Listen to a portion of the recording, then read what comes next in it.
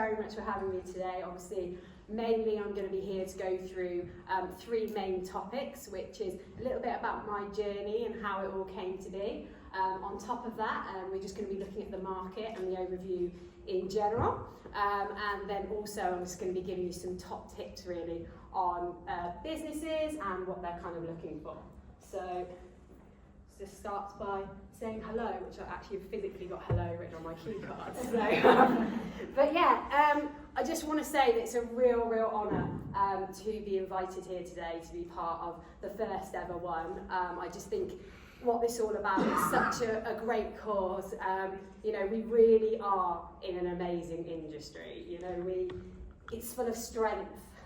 It's definitely full of adaptability, and you know, women have certainly played our part in making this industry what it is, but we are at risk that if we don't hold conferences such as this, it can sometimes get a little bit overlooked.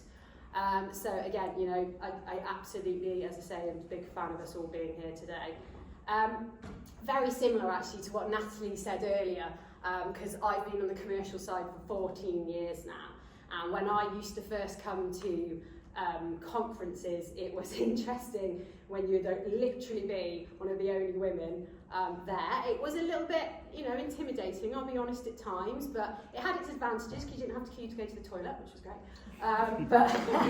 But yeah, you know, it is so amazing because I can see in that time how many more women there are, and you know, this to me isn't a gender thing. It's just about having the right people in the right roles. That is really what we're here for today. So, I'm going to resist the urge now to actually ring, so I feel like I should be singing something like Who Rules the World Girl by Ron Selznick, but I'll resist the urge. But I'm not sure if everyone's aware, but this is actually the rising woman symbol here, which I just thought was good, and a really powerful symbol for everyone to be aware of. You know, obviously awakening, empower, transform. That's really what we're all kind of about and part of this process. You know, as I said earlier, to some degree, no matter what gender you are, we've all had problems. You know, we've all had probably not the easiest time in agricultural or any sort of sector really, but I think particularly focusing on the women's side is there is still a heavy weighting to this day. You know, we're in a traditional sector and the weighting is very much on, you know, status quo, the societal sort of expectations, family responsibilities, and that does obviously put a weighting on us and us being able to achieve what we want in our careers. I think she was meant to maybe say something today, but there's a really good article I recommend if you've not read it, from Abby Kay from Farmers Weekly. I think it was only from the 17th of September online, but it was basically entitled How Easy It Is to Become an Ag Leader as a Woman. And if you've not had a look at that, I definitely recommend having a little look at that one. But you know, one thing that I've always felt in this sector personally is we've got a really strong bond. We're very passionate in this sector about what we do and what we're trying to achieve, and I think part of all this here today is ensuring that we keep that strong. We keep learning from each other, we keep pushing forward, and we're really having sort of positive change moving forward. So, a good question of who am I? Who's this lady waffling on in front of me? As alluded, I'm extremely passionate farmer's daughter. I'm pretty sure I did my father's head in over the years. From everything that we did, I would question, you know, what can we do better? And you know, he was definitely great how he handled it. And I knew I wanted to be in the industry, but the practical side wasn't for me personally. I knew I wanted to be on the commercial side, but I just had absolutely no idea what that would involve and how to sort of get to it really. Because I'll be honest, I didn't go to bed one night and dream of being in recruitment, but there we go. So yeah, I was I was distinctly average, I'll be honest, at school. Definitely nothing special there. I was really overweight, and then at 18 I stopped making excuses and lost 5 stones in a summer. And really, that's kind of where I knew I started studying, obviously, agricultural business management at university, and I loved it. And, you know, it was really interesting. I think that's where I kind of got my bite with dealing with people, because I had a lecturer who was notorious, often made ladies cry, and I saw that as a bit of a challenge, and I knew he'd put me in a bit of a box, and I went out of my way really to make sure that I was not in that box. And very much one of the highlight was at my graduation when he sort of acknowledged that, and I got a first with honours. And yeah, I think, as I say, it just shows that don't ever let anyone put you in a box, really. I've worked for a number of jobs in the career. I've also had my time at ADAS as well, and sort of did crop nutritionists and technologists, and I did one sales outside the sector, and that definitely wasn't me. That really kind of instilled me being in this sector. But I just didn't know what to do. Obviously, did the travelling thing, who doesn't? Lived in New Zealand for a year, worked on beef and sheep stations out there, which was great, and it really did open my eyes up to sort of what the world has to offer on an agricultural sort of scale, really, which was great. But then I came back, applied for loads of roles, and to be honest, got pretty much rejected from most of them. I look back now and I think of my naivety of going and applying for sales manager roles with no sales experience at all and wondering why I wasn't getting forward. And then had an opportunity to get a summer job at a company called Lacy Executive. And it literally was meant to be a summer job, and it's under the founder there, John Davis, who I'm still very close to this day. And to be honest, looking back, I'm not sure. I know I've entitled the presentation Tea Girl to MD. I don't even know if I was any good at making tea, if I'm totally honest. I think most of it went down the drain, but it was definitely, for me, sort of being thrown in at the deep end. And again, I feel like this is a real space to be open and be honest. When I first started at Lacy, I was not great. I, wasn't really throwing myself into it. But I had a bit of and I know it sounds really cheesy, but I had a bit of a light bulb moment where I was like, right, I've got to make this work. This is an opportunity here. I have to make it happen. And that was quite a significant moment for me. And I know from, the background, we all know from farming, I could graft, and that was one thing I could do. So I very much learned the business inside out. I grafted my way through it at the time, and I'm really close to John now, and he will admit this, there was no path for progression. It wasn't pretty, but I had to make it myself, and the results that I did stand out and make my own progression path. And that was really, really important to me in the business. And also, I just think it's good for everyone to note, I became a wife and a mother along the way, which has obviously been like a really important part of my journey. This picture here, I will admit, is me slightly peacocking because I only did that last weekend. But I also thought it was good because I did it for the Farming Community Network, and part of that is mental health, and that is something obviously we do have to all be aware of. It's real, burnout is definitely a thing, and we all have to really protect ourselves. We're spinning a lot of plates, and for me, you have to find your own personal thing. For me, sort of running away from it all, literally, helps, really. So it's just something to think of. Also going on about who Lacy is obviously a big part of the journey. So Lacy was actually started in 2000, and as I say, founded by John Davis. We got sold to farms.com in 2017, and so essentially farms.com, if you think about an American, Canadian sort of farmers weekly, so a lot of jobs boards and publications. And they, I think it was in, when was it, 2019, they blueprinted Lacy UK, and that's where Lacy North America was born as well. So it's really kind of got us on a global platform. In 2021, we acquired Mercy Peters, which is kind of where the retained side of our model lies, really.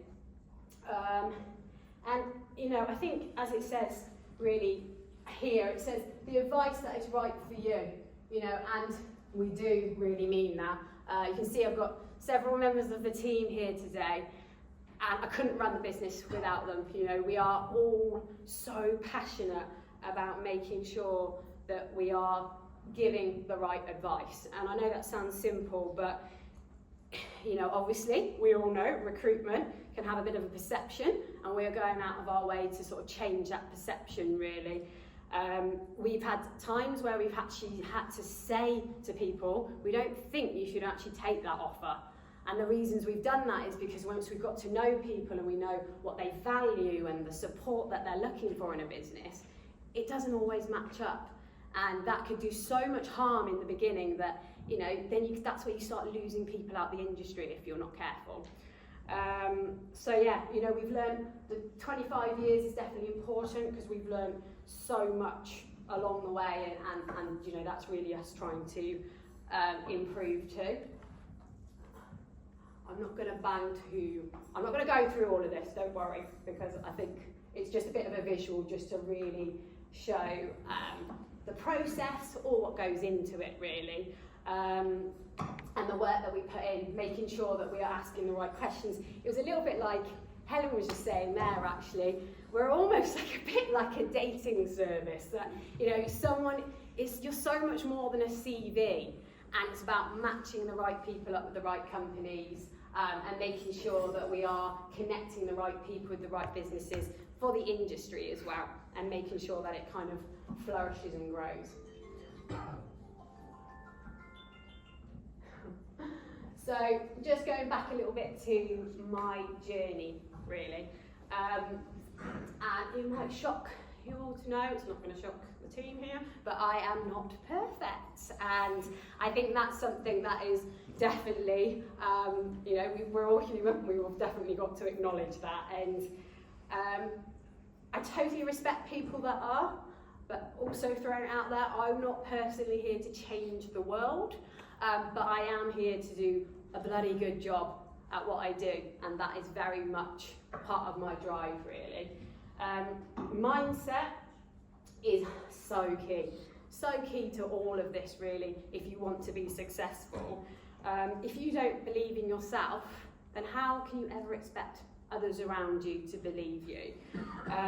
You know, I know that I am a good person and I'm passionate about what I do, but obviously in the position that I'm in, sometimes I do have to make tough decisions. And, you know, I can sleep at night because I know that I'm doing them for the right reasons. And that's kind of really what it's all about. Excuses, the 14 knows that we bang on about, is I don't really have a lot of time, I'll be honest, for excuses. You know, we all, every single one of us in this room, I am sure, have gone through challenges, you know, maybe in personal as well as professional lives. Everyone has challenges. But if you want to do something, you can do it. Don't let excuses get in your way of what you want to achieve. I'm looking at Alex with this one because Alex, you always loves me saying this, is check yourself, which I think is really important because, you know, sometimes you can get a little bit emotionally led and you're not quite sure if you're making the right call, and I'll often just ring other members of the team and just, as I say, I just need to check myself on you. So I think that's really important as well. And I just added this quote in here actually because I thought it was a really, really good bit of just don't go too far up or don't go too far down. It sounds really simple, but you know, being grounded is obviously important. A big one, always be you. You know, there's some people who I think you have to sort of be a bit of a bitch or be a man to kind of progress sometimes, really. And Actually, that's not the case. It's not the case at all. You'll be the most success that you're going to be by being true and being true to yourself. You might get judgment, of course, I'm sure I'm not everyone, everyone's my biggest fan, but you have to stay true to yourself. That's so important. Pushing yourself is going to be a big one as well. Resist the urge to stay in the comfort zone. I know it's a nice place to be, but let's not always stay in there. It's a classic example, to be honest, is me doing this. Emma rang me and said, would you like to do it? And I said, yes, I'm worried about the rest later. So, it's all part of it, really. And it's also, like, the reflecting is so powerful as well. It's definitely worth your time stepping back and actually thinking, right, let's reflect, but let's see this situation for what it really is, rather than how I am seeing it. So again, reflection, useful tool, and also looking at yourself. If you do want to progress, and not everyone does, which is absolutely fine, but if you do want to do even just a good job at what you're doing, have you got that sort of mindset of, I want to win, I want to win at what I'm doing, and that is obviously really important here. Relationships, like networking here today, like definitely take advantage of being here, being around this audience, just getting to know people. Like, I get it, some people don't like it. It absolutely makes them feel so nervous. But at the end of the day, if you just go up to someone, say hi, just, be friendly, be yourself, and show a genuine interest in what they have to say, you can't go too far wrong with it. Don't turn networking into something it isn't. Everyone is in the same situation. And I think it's just really important sometimes just to take a step back and remember that, really. So yeah, and absolutely a big fan of what Helen was saying about mentors. 100% mentors is so valuable and such a good thing to be part of. I was actually a mentor for women in agriculture last year, and it was a great programme to also be part of. The imposter syndrome, and I know this is very on trend right now going around, but yeah, I think stepping up into this role, let's say a youngish, would that be fair to say? Age, I definitely have kind of had to sort of toy with this a little bit, and I know there's this saying of fake it till you make it going around. And I get it, but I'm also a little bit torn with that because, yes, confidence is great and confidence is what you need, but you do also have to put the work in. There's kind of no running away from that, really. And resilience. I can't probably stress the importance of this enough. You definitely need it in recruitment. And I think probably some of my resilience probably has come from lambing and putting all your time and effort into that one lamb, you're going to make it live no matter what, and then its mother goes and lies on it. And so, yeah, I definitely think that's probably part of it, but I think, sometimes it might seem easier to throw the towel in, but actually, the more you stick with something, that is really where you build resilience, and that's where you get it from. Goals, having a goal. I think it's not fair to say I've always had one, because obviously, as I said, I didn't really know at one stage what I wanted to do in my life. But once I knew that I wanted to become MD of the Lacy Executive, big star around it, I actually very much had to do a pathway back from it. One of the books that I'm going to recommend actually in a further down slide called Grit, it was really good because it had a visual in it about how to start from the top and literally map and work your way down. So you do your pathway of how you're going to get there and breaking it down into steps, which is something I did.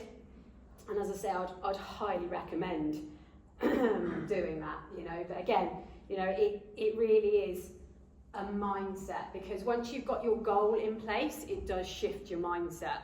You know, when I was probably not so good at the job, I would be like, oh, it's 5 to 5, let's not make that call because that might overrun. But now it's very much of, not that I really see hours so much of a thing these days, because it's like farming, it's a lifestyle choice. But it's kind of more like, right, it's going to be time I leave soon. How many calls can I pack in that time before I go? And that's really where you see the shift and where you see success starting to come in, really. Learning on the job, and here we can see it's a development stages. Again, you know, this is something I was adamant that I was going to learn and going to improve. You know, I've had a fair number of challenges in this role, some on the people management side, which is always interesting, and you know, I've gone through the phases myself. You know, I can look back now and think, yeah, I was probably a bit of a micromanager in the beginning, and then I think I kind of transitioned over into a bit of a over-apologetic stage. And then now it's kind of, I'm doing all I can to invest myself into becoming a leader, because, you know, that's who I want to be, and I think that's really important as well. But as I say, you know, that's what I do on my own time, and love a good Pinterest board, that's for sure, and really try and inject my skills, really. But like I said, I'm human, you do get it wrong. Like, team were laughing at me last week, because just last week I signed off our business cards, and you can see it says 2020 when we were actually from 2000. I'd ordered them for the majority of the team, so apologies if you get any business cards from us today. They're actually going to have a little pen round them to make them right, so yeah, classic. And I know Helen mentioned about the why, and I actually do have a why poster. And to me, this is one thing that is so on my why poster. Like, it really is important to me, this statement, because again, like most people, I've had my fair share of you know, just being talked down to. You know, young girl in recruitment, what does she know? You know, even to be honest, when I was in a general manager role and you know, trying to do MD, CEO roles, it's that kind of mentality that you can go one of two ways when you get into that sort of situation. You either let them be right and agree with it, or you go the other way and you see it as a challenge and you go, bring it on. You know, I love that you think that of me, because I'm going to prove you wrong. And I think, as I say, this statement to me sort of sums it up really well. So, just sort of moving on to the other bit that I've been asked to do, which was the market as well, which is the other side of my sort of presentation. What I've done here is, I know I was asked to do recruitment sector, but what I can't do is, we have to look at the agricultural market in general as well, because the two are so closely entwined that you know, one obviously has a knock on to the other, really. And yeah, so obviously we all know these things that we have gone through. We've gone through the impact of Brexit, endless subsidies, trade barriers, all that's gone on with import and exports, and all the fun with that has definitely caused, on the EO side, you know, changes to our ag business. We've got new trade agreements, so obviously we've got all what's happening, you know, currently with Australia and New Zealand. That's going to be increasing competition of what we've got to be really face up to. And that is so obviously important. There's exciting stuff going on as well, I'd say. You know, the technology advancements, like the GPS, the drones, the AI, you know, it's happening. You know, the stuff that we are having to go through, farmers are having to be more efficient and actually review the practices they're doing. You know, more farmers than ever before are using digital platforms. They're looking at crop and livestock management platforms, and I think personally that's great. the environmental climate sort of changes as well that we've gone through. Clearly, you know, decreasing carbon emissions, improving soil health, obviously really, you know, topical at the moment and getting real momentum. The unpredictable weather, again, you know, as we say, it's making us look, it's making us adapt at what we're kind of doing. And then, you know, there's the net zero goals. Clearly, agriculture is a big part of that, really. I was almost nervous to put the rise of the plant base to this audience on, but, you know, whatever we think about it, there is an increase in consumer demand, and we do have to be really ahead of this. Food security, food shortages, it's a real thing. You know, there definitely is no sort of running away from that. You know, agriculture is food. That is what it is. And, you know, when we've had things like COVID, has definitely, I think, shown us how vulnerable our supply chain is and needs to be kind of addressed. So, this I thought was a really interesting picture that I actually picked, because I just thought, you never know, this could be the future of our industry. Might scare some. So yeah, kind of linked to the policies, obviously we're going through that shift at the moment from payments for reduction to payment for environmental benefits, really. The labour challenges, particularly at farm level, the biggest labour challenges that we've seen have been in seasonal working. So obviously your fruit picking, your horticulture, that's obviously been affected. And then that's had a knock-on for increasing costs, sadly so much for some that it just almost hasn't come viable anymore, really. Again, the supply chain, obviously as we said earlier, the link to the vulnerability that we have there. But again, you know, the war in Ukraine has had such a knock-on to our industry. You know, the availability of fertiliser, grain inputs, you know, and all the costs that have gone up has that sort of effect on it all.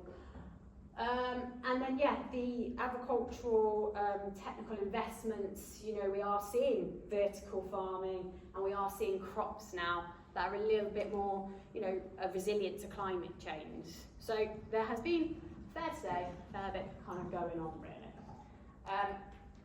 But linking this now, obviously, specifically to the recruitment market itself,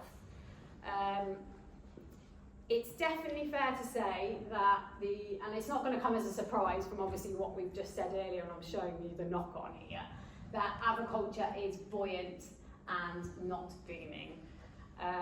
There is definitely a shortage of people, and, you know, having a look around the room, this is something that you guys could potentially take advantage of, a shortage of people from sort of 20 to 40 age group.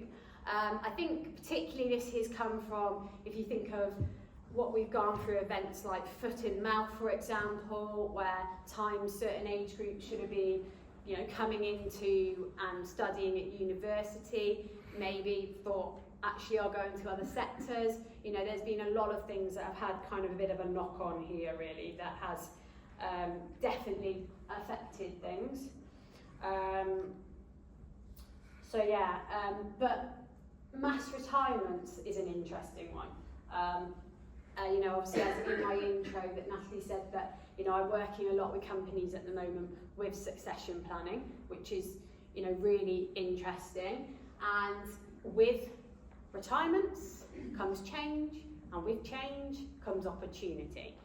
And I think it is great to see, actually, that we're already seeing a lot of younger people in this sector going in more senior positions. So that, again, is something which is happening. You can see I said applicant-led market here. I have not put candidates, because candidates grates on me a little bit. I know I'm in recruitment, but it makes people sound like a commodity. So yeah, we are. It's shifting slightly, which is good, because we're getting confidence back. You know, people are wanting to move a bit more, which is what we need. You know, that's all part of the flow really, because without the flow, which was what we've seen a bit of stifledness really of people sort of moving around. And I think it'd be fair to say that's both being on the commercial and practical side of the industry. Counter offers has been a really interesting one. Over the last couple of years, it's increased, and when I say it's increased by like 73% counter offers, because companies, which I totally get because of all the things that we're saying here, are desperately trying to keep people. And I get it, absolutely, but we have a bit of a saying where we call them sort of 6-monthers really, because you know, if you're not happy in a company, then you can only really put a plaster over a bullet wound for so long, and then people kind of tend to move on really. And again, impacted from all of this, we've got salary increase pressures as well, and again, like, I understand people knowing they're a rare commodity and pushing for salary increases, and I respect that, but all I would say is, maybe from my front sort of 3 bits of advice, is don't forget, when you push for more salary, you have to deliver more. You know, the reality is agriculture isn't the highest paid sector in the world. That's just the reality of it as well. And also, just don't always be about the bottom line. Only you can put a value on being part of something, being part of a business, feeling valued. Only you can say how much that is worth to you. So yeah, I'm just going to show as well just an example of some of the different types of opportunities there are in the sector, which I think is really interesting. You know, these are obviously ones that we kind of concentrate on more, but there's so many. You know, there's all the financial side, there's so much in the commercial side, and I think that is definitely what really sort of is exciting. You know, learning who people are, what they're about, and where you can go and where you can take your careers. I know when I was working on my farm at home, I had no idea what this industry has to offer. And again, you know, promotion, for example, doesn't always mean people management. You might think, oh, there's no way I want to do people management, and that's fine. There's more than enough other ways that you can grow sort of as in your career with this. This is a slide that can sometimes be a bit funny. So let's see. Oh, it's not done it. So I kind of wanted to, again, I don't know why I'm obsessed with songs here, but I wanted to sing like McFly, like it's I won't sing. But then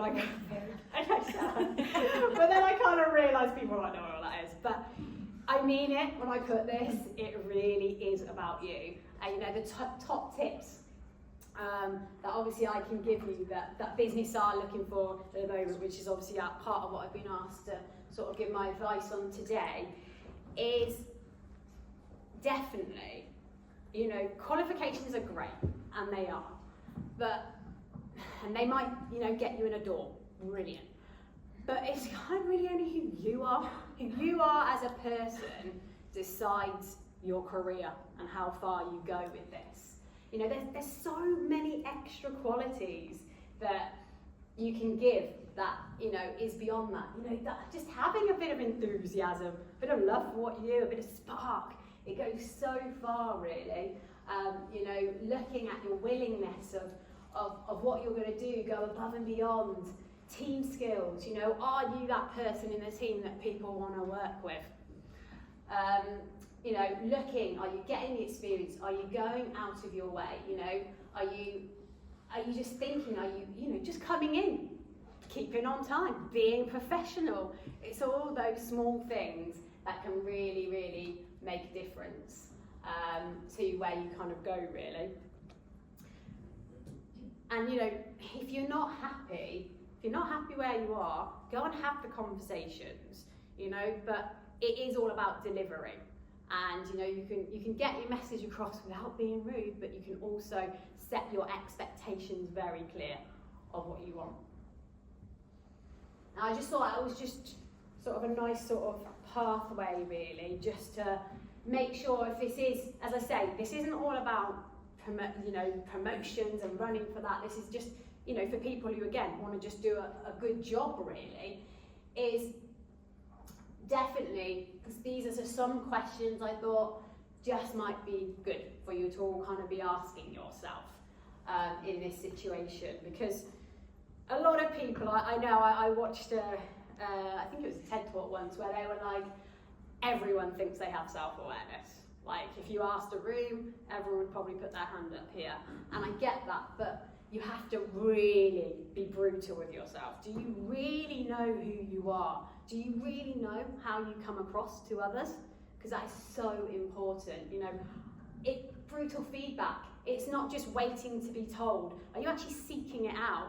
I still have to have brutal feedback now, and yeah, sometimes it's hard, but that's part of growth, and I will go and I will seek that. Listening, so important. Again, do you really listen, or are you just waiting to what's your next bit to say? There's a distinct difference here, and it's just keeping a check of yourself. And making sure that you are sort of doing these things, pushing yourself, relationships, are you doing what's best for you rather than the company? Have you got a goal? Are you the top performer in the business? Are you showing your results? Are you showing what you do? Are you taking the initiative? Are you a bit of a job's worth, or are you going more and going beyond your job description? And yeah, it's really all just continuously pushing yourself, I think, is really what this is all about. And I know Helen, again, alluded to the personality sort of profiling. I'm a big fan of these. They're only a tool, don't get me wrong. You can't run away with them because they don't know you, but they do give you a flavour of the person that you might be. That can be a little bit of brutal truth sometimes. And, obviously we use them a lot at Lacy. For any of you that knows I particularly am a fan of disc. If any of you knows the colours, you probably won't be surprised to know I'm a red, yellow, bit of an orange. But the team, definitely, here we all have different colours and different skills. Push me more, don't you, to be more detailed, which is very interesting sometimes, but look, it's great, and that's what it's all about, and that's why it is great to have all different personalities and, keeping a check of yourself, really. So if you haven't, I'd recommend sort of giving that a go, really. Here, just a few recommended reads. Surrounded by isn't as harsh as it sounds. That actually goes with the disc colours, and again, knowing who you are, it's so much easier to understand others around you and how they might be different. That's the whole concept of the book, really. Being a bit of chameleon and maybe adapting yourself sometimes around others. Obviously the grit one I've said as well. I know there's others as well, like finding, all about why, and atomic habits. There's loads. You have to find the ones that are right for you, but as I said, these are ones that I've kind of found a bit useful along the way, really. Yes, our final one here. So, to me, I just really wanted to get this statement up. I know Phil's heard me bang on to him about this before, but I do really believe in this, and I think hopefully this is what we are all aiming for. It's not to do with gender, it's to do with having the right people in the right jobs. That is really how this sector is going to continue to grow and keep going forward. We are, as I said earlier, we're part of an amazing industry. And, contrary to popular belief, I feel like agriculture does embrace change. We've seen what we've gone through. And this pace the change is going now is really snowballing more than ever. And I think we have to make sure we're all working together, we're doing our part to really be part of this journey is so important. And I think as you're part of that journey, just note yourself and make sure along the way you're always being yourself. Thank you.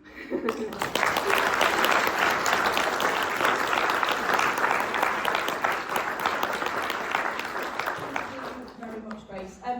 We've had quite a few questions come in actually, so I know we've got some time to have a couple of questions now. Oh, This is our if that's okay. So specifically for yourself, Grace, what advice would you give someone who is nervous about making a career change in this sector? Yeah, I think that is really good question. Is what I would say is do what feels right for you. You know, don't, again, it goes back to the comfort zone. Don't stick in the comfort zone. If you do a balanced argument, actually sit down, sketch it out. What are the strengths of you doing this move? What are the weaknesses? You know, what are the things you need to be aware of? And ultimately, if it's something you want to do, if it all links in as part of your goal, then do it. I think there's no other way of saying and then sort of take the jump. And look, you've always got to remember what's the worst that's going to happen. And I think going in with that mentality will help you sort of move over. Thank you. What advice would you give to people at a crossroads point in their career in the feed industry? Good question. So I suppose it's similar a little bit to the last one, that I think this is where it goes back to reflecting about yourself and actually taking that moment to think, what do you want to do? Where do you want to go? And again, having those brutal conversations of what are you actually good at? Because if you're on a crossroads, it might be potentially because you're maybe not being totally successful in what you're currently doing, and that might make you feel a little bit lost. So really home in on what your strengths are and see it as a bit of a stepping stone. I think we speak to far too many people, don't we? That it's almost like buying a house. They think, this next job, it has to be my forever job. It doesn't. Don't put so much pressure on it. Just see it as, right, I'm just going to work across my stepping stones for where I want to get to.